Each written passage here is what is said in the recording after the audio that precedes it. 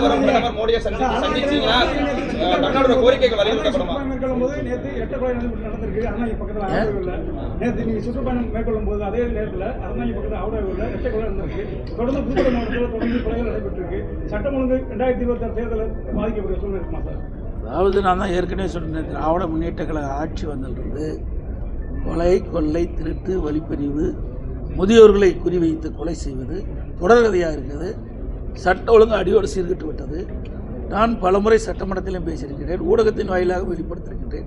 ஆகவே இந்த அரசு கடுமையான நடவடிக்கை எடுக்காத காரணத்தினால, சரியாக சட்ட ஒழுங்கை பராமரிக்காத காரணத்தினால, இன்றைக்கு குற்ற செயலில் ஈடுபடுகிறவர்களுக்கு காவல்துறை கண்ட சிறிதளவும் அச்சம் இல்லை. குற்றச்செயல் புரிகிறவர்களுக்கு தங்களுக்கு கடுமையான தண்டனை கிடைத்துவிடும், கடுமையான நடவடிக்கை அரசு எடுக்கும் என்று அந்த அச்ச உணர்வு ஏற்பட்டால் தான் குற்ற நிகழ்வுகளை தடுக்க முடியும். ஆனால் இந்த ஆட்சியில் அப்படி பார்க்க முடியவில்லை.